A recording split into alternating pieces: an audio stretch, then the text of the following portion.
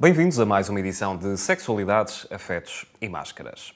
Freud, Kinsey, Masters and Johnson são todos eles sexólogos de renome do nosso mundo. Mas afinal, que importância têm eles no nosso mundo, na sociedade? É isso que vamos tentar perceber. Qual a finalidade de um sexólogo? Para que serve? Connosco, um deles, Manuel Damas, médico sexólogo e professor universitário, que nos vai ajudar a perceber, afinal, qual a função de um sexólogo. Professor, bem-vindo. Do que falamos quando falamos num sexólogo? Falamos de um profissional, falamos de um especialista, é preciso reafirmá-lo, e reafirmo porquê. Hoje em dia, infelizmente, em Portugal, há muita gente que se diz sexólogo e sexóloga. Uns com formação em, outros tentando apanhar o comboio e com alguma visibilidade. Falamos de especialistas, como é óbvio. Falamos de especialistas de uma ciência que é a sexologia, que começou a ser trabalhada a partir do século XIX. Portanto, já tem muitos anos no terreno. Mas falamos fundamentalmente de especialistas com formação específica na área para trabalhar uma pleiade enorme de problemas, e isso é importante, e precisamente por isso é que existe este episódio. Para nós percebermos qual é a função ou quais são as funções do sexólogo. Em Portugal, ainda hoje, nós temos muito a noção subliminar de que o sexólogo trata da impotência. E por isso, e eu vejo no consultório, onde trabalho, as consultas aumentam ao longo da tarde. Quanto mais escuro, mais aparecem os pacientes. Porquê? Precisamente pela suposta verdade subliminar que existe, que é, eu se for ao sexólogo e se for homem, estou impotente. Mas o sexólogo trata das impotências, como é óbvio, primárias e das secundárias, mas de todo um conjunto enormíssimo de outras situações. Como, por exemplo, a forma de construir relações afetivas saudáveis. Isto também precisa de terapia num país que eu costumo dizer que é de analfabetos sexuais e emocionais. Falar de sexólogo é falar de uma ciência, falar de sexologia. Algum tempo atrás falávamos, fora do contexto do programa, sobre o facto da sexologia ainda ser o parente pobre da medicina. É efetivamente ainda uma especialidade médica não reconhecida pelo valor que realmente tem? Em Portugal. É. Em Portugal. Em Portugal é. Para todos os efeitos, em Portugal, hoje, um sexólogo pode ser um psicólogo, um sexólogo pode ser um médico. Há, inclusive, e tenho que dizer, alguns jeitosos e jeitosas que se intitulam de sexólogos, quando nós já temos, para todos os efeitos, há muitos anos, uma Sociedade Portuguesa de Sexologia em Portugal. E temos gente a trabalhar no terreno há muito tempo, com muita qualidade. Como, por exemplo, na medicina, eu costumo dizer que a medicina que se divide entre os licenciados em medicina e os médicos com maiúscula. Ao fim e ao cabo, em todas as profissões. Mas qual é o problema, especificamente na sexologia, de haver especialistas e de haver supostos jeitosos? É que nós falamos da nossa intimidade. Nós tratamos com os pacientes e com as pacientes de questões extraordinariamente íntimas e pesadas. Nós não tratamos só das impotências. Nós falamos, por exemplo, e tratamos e ajudamos os casos de abuso. Nós falamos das questões da violência em casais. Nós falamos e abordamos e tratamos e acompanhamos e tentamos ajudar as questões das violências no namoro, hoje, em gente de 18, 20 anos. Nós falamos da violência em casal, que não tem que ser só física, mas a mais pesada, a mais invasiva, a mais destrutiva, que é a psicológica, porque tem a ver com a nossa identidade, com a nossa autoestima. Nós falamos também da questão do incesto. Há muito incesto em Portugal ainda hoje. É todo este conjunto. Nós falamos, por exemplo, dos mitos, dos medos, dos fantasmas que as pessoas têm em termos de angústia de desempenho. Se sou mais potente, se sou menos potente, a questão do tamanho, se o meu pênis é maior ou se é acima do normal ou se é abaixo do normal. Nós falamos do prazer. Nós falamos dos milhares e milhares de mulheres em Portugal que ainda hoje não sabem o que é um orgasmo. Nós falamos dos milhares e milhares de mulheres que ainda hoje não sabem o que é o prazer e, mais grave ainda, não sabem que têm direito a esse mesmo prazer de forma legítima. Nós falamos dos adolescentes e dos jovens que são vítimas de bullying, por exemplo, o bullying homofóbico, por exemplo. A questão dos estereótipos que ainda hoje a imprensa faz questão de vender ao desbarato. O homem que a imprensa vende tem que ser alto, tem que ser musculoso, tem que ser espadaúdo e tem que ter um grande pênis. Nós não falamos abertamente da forma legítima, adulta, civilizada, que é gostar de alguém, não invadir, não agredir, não chantagear, não violentar. É tudo isto que o sexólogo fala. A questão, por exemplo, que nos parece efetiva, habitualmente que pode parecer uma questão menor. A questão, por exemplo, quantas vezes é que eu me posso masturbar? Eu posso me masturbar em adulto. A questão da sexualidade nos mais velhos, que nós achamos, nós, sociedade, continuamos a vender que os mais velhos não têm direito ao sexo, que os mais velhos não têm direito às sexualidades, que os mais velhos não têm direito ao prazer. A questão da venda exorbitante que se faz em Portugal, ainda hoje, infelizmente, e muito aqui no Norte, que se faz, por exemplo, dos calmantes, dos relaxantes musculares, dos antidepressivos, dos ansiolíticos, para as mulheres, para as inibir o legítimo direito ao prazer que não têm, muitas vezes não por impotência, mas muitas vezes por incompetência. O facto de ainda hoje em Portugal não haver educação sexual e, como tal, os jovens não perceberem que o preservativo não tem que ser colocado no momento da penetração, mas tem que ser colocado no momento em que se está a iniciar, os preliminares. A partir do momento em que se tira, por exemplo, as calças, que se tiram os boxers, tem que imediatamente se colocar o preservativo. Porquê? Porque vamos entrar em jogos eróticos que vão ter contacto genital, mãos, outra genitália, e que pode perfeitamente ocasionar uma gravidez. E depois dizem, mas qual é o importante disso? Qual é o importante disso? É que muitas vezes eu sou confrontado no consultório com um casal novo que diz: ela traiu-me porque eu pus o preservativo. E ela engravidou. Tão simples como, se calhar, é muito provável que tenha feito uma carícia mão, genital, e que transmitiu os espermatozoides que vinham não de uma ejaculação, mas que vinham de uma lubrificação, e que engravidou. Estas questões, que parecem ser questões de lana caprina, são todas as questões, todas as imensas questões que o sexólogo tem que abordar, pode abordar e sabe abordar, desde que seja um verdadeiro profissional, desde que seja um verdadeiro especialista. Falamos de uma ciência que surgiu então no século XIX.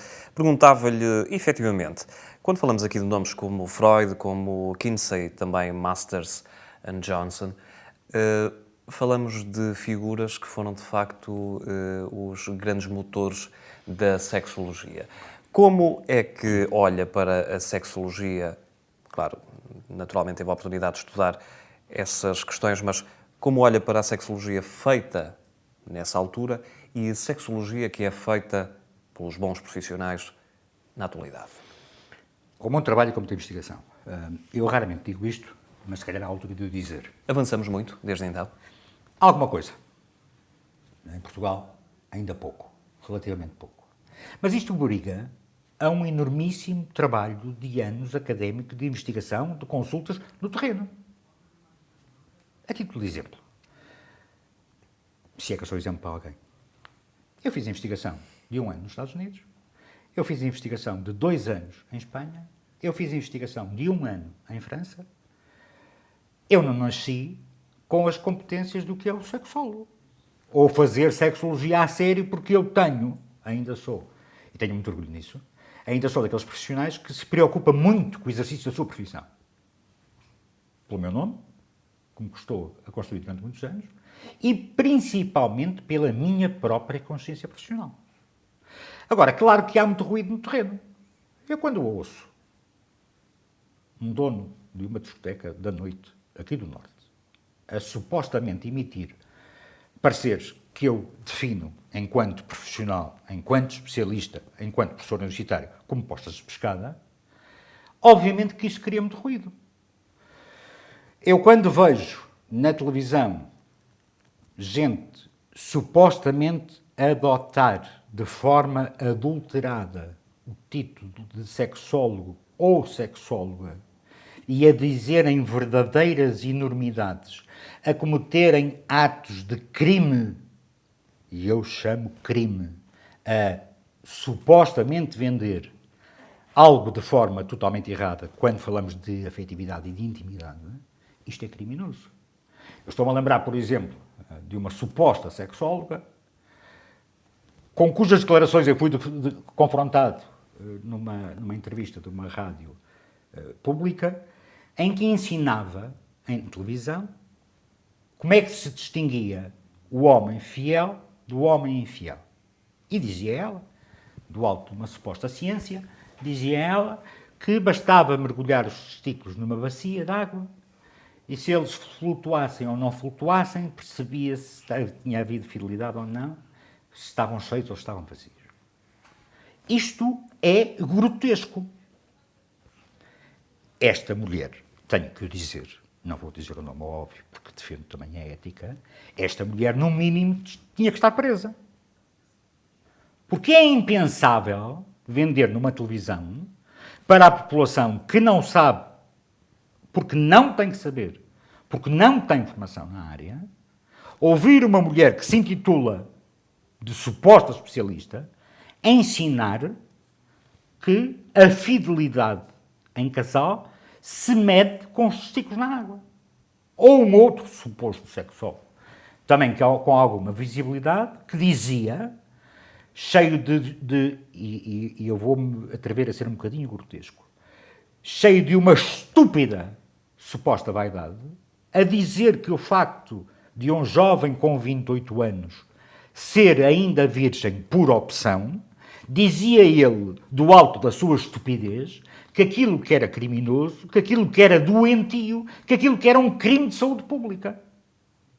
Mas então a pessoa não tem o direito, de forma legítima, de dizer não, não quero, não, acho que ainda não tenho maturidade suficiente para ter relações. Isto sim que é um verdadeiro ato de cidadania, supostamente por um suposto especialista, é apodado publicamente de crime de doença. Porquê é que isto acontece? Falamos de uma ciência Falamos de uma ciência, a sexologia. para o facto de acontecerem lapsos, vou apelidar de lapso, Eu apelido crimes. termos supostos profissionais a passarem a sua opinião sobre determinadas matérias em antena aberta, isto só pode acontecer por Portugal. desinformação. Em Portugal, por desinformação, por falta de conhecimento por parte dos cidadãos, por falta de disponibilidade das estações de televisão para perceberem, afinal, do que é que se fala. Porquê é que isto acontece? Até porque, como sabemos, o professor teve um programa durante vários meses, anos, em antena num canal regional. Afinal, o que é que se passa aqui? Separar o trigo do joio. Depois, a noção de ética profissional. Acima de tudo, a noção de consciência e responsabilidade profissional. Acontece porque é mais fácil passar a mensagem de uma forma simplória, digamos assim? Ó Marco, é muito fácil vender de forma irresponsável, até porque cativa audiências, esta imagem, este exemplo que eu dei, da questão de pôr os testículos na água. Isto passa. Isto vende. Falar de forma científica e pedagógica é amassador. Não temos uma sociedade preparada para assimilar uma abordagem mais pedagógica? De forma científica pode-se tornar algo maçador e distante. Precisamente por isso é que eu defendo sempre à exaustão que se pode passar a mensagem científica, que se deve passar a mensagem científica, mas numa linguagem mais básica para toda a gente perceber. Eu não preciso me esconder atrás, por exemplo, das minhas 19 pós-graduações, com pareceres científicos, com uma linguagem científica que eu também a sei. Também a sei usar. Agora, eu não preciso de me esconder atrás dos meus diplomas que os tenho para salvaguardar as minhas inseguranças. Porque o paciente que vai ao consultório vai cheio de medo e em simultâneo com um enormíssimo esforço e ato de coragem. Porquê? Porque vai pedir ajuda na sua zona mais sensível, que é a sua intimidade, que é a sua afetividade, que é o seu desempenho sexual. E precisamente por isso tem todo o direito de ter do outro lado um especialista ou uma especialista bem formado, com capacidades de receber, com capacidades de ajudar, de proteger, mas também com capacidades de agir. Não é legítimo eu mascarar um problema qualquer da área das sexualidades dando um calmante, por exemplo, que é o que se faz muito em Portugal. Se uma mulher, por exemplo, me parece-me no consultório, a dizer-me o meu companheiro já não gosta de mim porque deixou de me bater, e este registro acontece ainda hoje em Portugal, no Porto, eu tenho que lhes explicar que não é legítima, que é doentia, que não é sadia esta forma de gostar, e não me posso esconder com uma receita de um calmante. Eu posso passá-los, porque sou médico. Os psicólogos não podem, mas os médicos podem. E muitos colegas meus, infelizmente, é assim que se escondem nestas áreas do saber e da ciência para os quais, infelizmente, não estão preparados.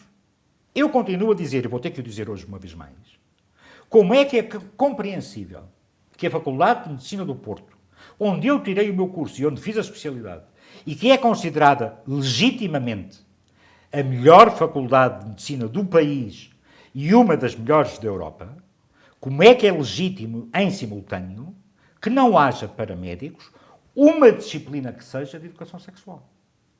Ainda hoje, na Faculdade de Medicina da Universidade do Porto, a questão da sexualidade separa-se de uma forma muito rígida, que é, são problemas do homem, é para a urologia, são problemas da mulher, é para a ginecologia, o resto é para a psiquiatria. Mas o problema é que o enormíssimo resto não é para a psiquiatria, porque nós estamos a falar de gente com deficiência mental ou com alteração mental. Estamos a falar de gente que tem problemas relacionais, que tem situações disfuncionais, que não são doença, mas que precisam de ajuda e de intervenção do especialista. Nós estamos a falar de Portugal, Europa, 2013. Não estamos a falar de Portugal de antanho, nem sequer da Idade Média. E como isto é uma ciência que tem formação, e há especialistas credíveis formados também em exercício em Portugal, é a esses especialistas que se tem que ir. Professor. Eu não vou, repara, Marcos, só para terminar, eu não vou com um problema de reumatismo a um oftalmologista. O que significa que eu não posso ir com um problema de sexologia, não estou a falar de uma alteração, por exemplo, peniana ou da uretra, que vou ter que ir ao urologista, não é disso. Agora, de um problema da sexologia que não é fisiológico, eu não vou pedir um parecer a quem não sabe, nem tem que saber.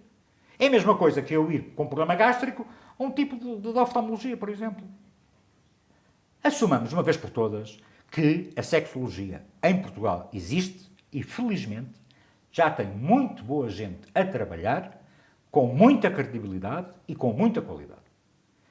E o facto de eu ir a um sexólogo ou a uma sexóloga, enquanto paciente, não faz de mim menor cidadão ou pior cidadão, menor cidadã ou pior cidadã. Faz de mim um paciente ou uma paciente que precisa de ajuda. Professor, eu não tenho ideia, e corrija-me se estiver menos correto, de ver ou de pelo menos ter conhecimento de um médico de família, por exemplo, ou de um médico numa urgência hospitalar, a recomendar a um paciente que se dirija a um serviço de medicina familiar ou a um hospital, tem este problema, dirija-se a um sexólogo. E, muito honestamente, lido com várias pessoas no meu dia-a-dia, nunca tive essa percepção. Há aqui uma falha por parte dos profissionais de medicina familiar, por exemplo? Sem dúvida. Mas também é preciso desculpar ou desculpabilizar um bocadinho. Porque é muito natural encaminharem, por exemplo, para um psicólogo, Pois. sem especialização. Pois. Ainda mais grave. O problema é que o sistema de saúde está, efetivamente, um caos e o colega, o especialista da medicina familiar, o clínico geral, para todos os efeitos, é o que está mais próximo da população. Mas a clínica geral, que é uma especialidade, é sem dúvida a especialidade, apesar de eu não ser clínico geral, é a especialidade que eu acho mais difícil e complicada porque tem que saber o mais amplo leque de saberes diferentes e diferenciados da medicina. E como é de mais proximidade, também é o clínico geral que mais facilmente se colocam estas questões. Porque a população não sabe nem tem que saber, porque a população não está informada da questão dos sexólogos e das sexólogas, e por isso, em termos de proximidade, é o clínico geral, é a clínica geral, que levam, entre aspas, com estas dúvidas. Agora, há efetivamente aqui uma falha no direcionamento dos pacientes. Muitas vezes o clínico geral direciona para o psicólogo, mas o psicólogo não tem formação específica na área das sexualidades para fazer sexologia. Muitas vezes recebe pacientes nesta área e muitas vezes faz asneiras. E depois, nós sexólogos, temos o paciente duplamente a precisar de intervenção. Porquê? Porque vem com a sua própria condicionante, mas vem com a sua própria condicionante que já está mascarada / estragada pelo profissional que o recebeu. E continua a fazer-se muita asneira em Portugal de supostas especialidades na área da sexologia. E como é que estamos no nosso país em relação à sexologia no serviço público de saúde? O conhecimento que tenho, genérico, leva-me a verificar que a sexologia continua a ser uma especialidade que está essencialmente presente na medicina privada, nos consultórios privados. Há alguns especialistas. Porquê é que isto continua a acontecer num país que, como já falamos aqui várias vezes, é um país onde se verificam grandes dificuldades ao nível dos afetos e da interpretação da sexualidade? Marco, porque nós temos, como eu dizia, um Sistema Nacional de Saúde que hoje ainda sofre de graves problemas e a questão financeira não é primordial, mas é também uma realidade. Nós já temos alguns hospitais públicos que fazem consulta de sexologia nas grandes cidades, poucos, muito poucos. Agora, nós temos efetivamente, porque também estamos em crise, temos uma população que cada vez mais precisa de consulta especializada nestas áreas e que cada vez mais, porque em crise também, está desperta e atenta, felizmente, para estas questões. O facto da mulher que levou com agressões físicas e com violência psicológica durante anos e anos e anos e que agora começa a perceber que não, isto não tem que ser assim. O facto do homem, porque esta é outra verdade que também não se fala, a vítima de violência doméstica é maioritariamente a mulher, mas há muitas e muitas vítimas de violência doméstica enquanto homem. E estou a falar só dos casais heterossexuais. Ainda nem sequer estou a falar da violência entre casais homossexuais, porque também há. Quem procura o sexólogo sabe efetivamente aquilo que um sexólogo pode fazer por ele?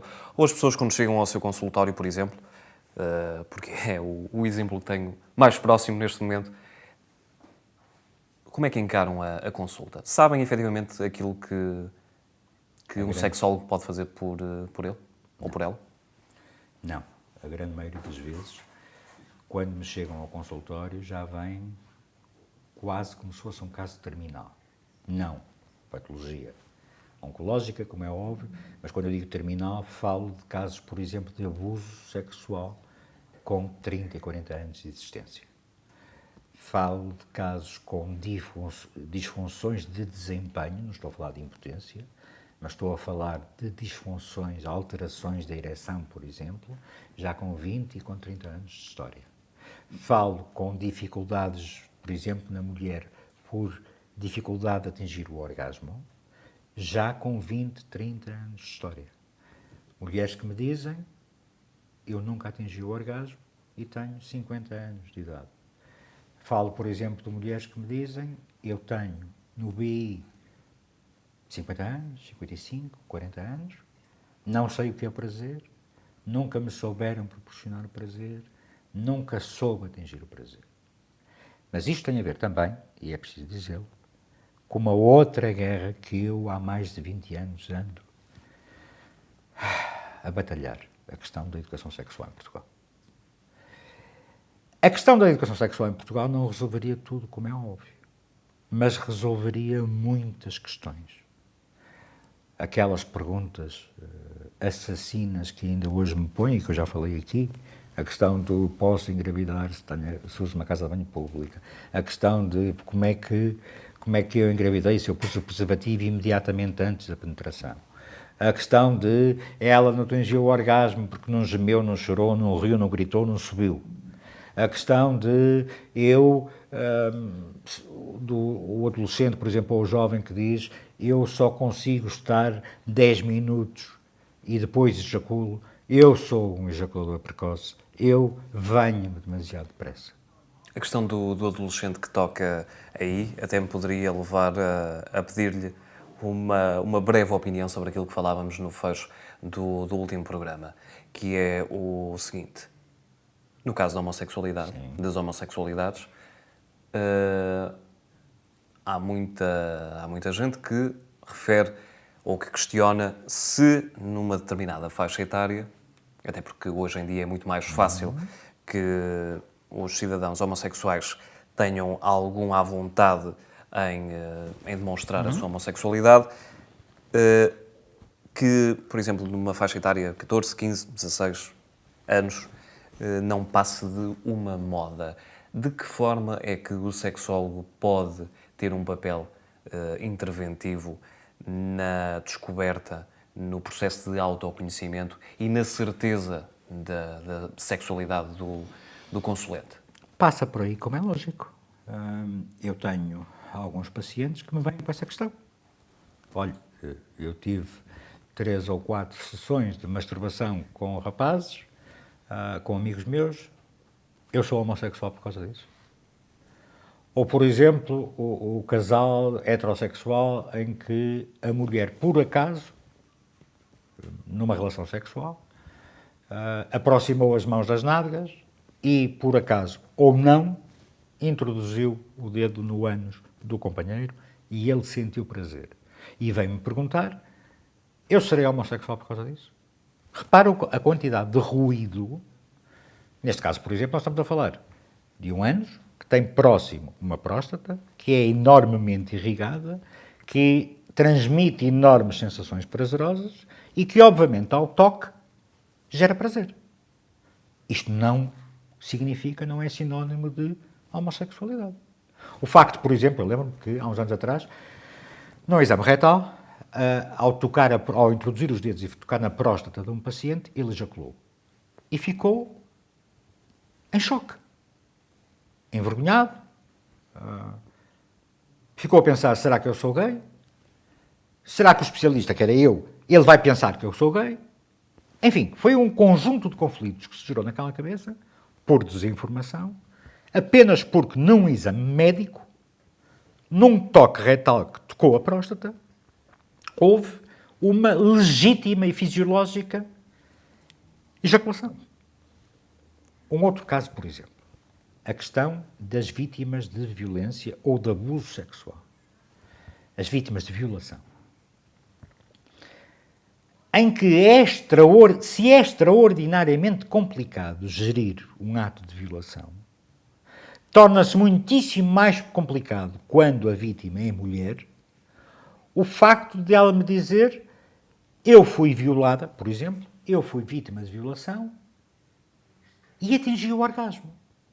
Explique-me se eu sou completamente louca, explique-me se eu sou doentia ou o que é que se passa.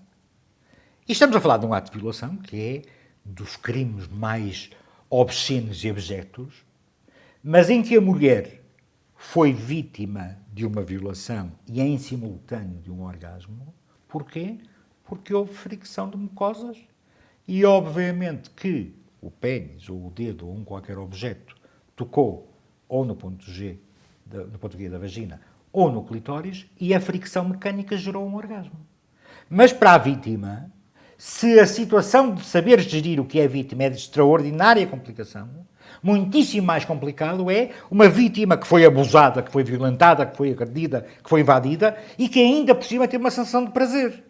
Torna discrepante, torna assustador para a própria vítima que tipo de gente sou eu, que tipo de ser humano sou eu.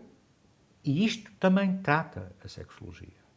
Mas também trata outras coisas tão básicas como: eu masturbo-me e não é prazeroso, sou doente, ou eu sou diabético e estou a ter falta de ereção, ou eu sou mulher, adolescente, jovem e não tenho prazer, por exemplo, que me acariciem as mamas. Isto tudo para dizer que o campo da sexologia é extraordinariamente amplo, muito diversificado. Não é só, é injusto e redutor, acharmos que nós, especialistas desta área, apenas tratamos das impotências. E mais, achamos também em Portugal que as questões das impotências é fisiológico. As questões das alterações das sexualidades e do prazer são fisiológicas. Quando nós sabemos, porque o estudamos à exaustão, sabemos que apenas 5% de todos os casos da sexologia são em situações fisiológicas. O que significa que 90 e tal por cento dos casos são psicossomáticas, vêm cá de cima, vêm do baú. E o baú tem um extraordinário peso castrador, redutor, condicionador de prazer. O que é que falta fazer na sexologia em Portugal? 30 segundos. Muito. Tudo. Temos que ir às escolas, explicar aos miúdos que o facto de, por exemplo, acordar de manhã molhado por ter tido uma ejaculação não é pecado, não é doença, é normal, é habitual. O facto de se gostar de ter relações vaginais, ou sexo oral, ou sexo anal, é habitual, vulgar, normal, legítimo. É trabalhar. Temos muito para trabalhar, infelizmente, porque, não como insulto, mas como constatação no terreno, os portugueses são analfabetos sexuais e emocionais. Professor, até para a semana. Até para a semana. Já sabe que temos encontro marcado todas as semanas com o sexólogo Manuel Damas aqui. Já sabe que pode também ver-nos e ouvir-nos em www.samáscaras.pt. A nossa página do Facebook e também a do YouTube continuam à sua disposição 24 horas por dia. Estamos de regresso de hoje a 8 dias. Fique bem. Até lá.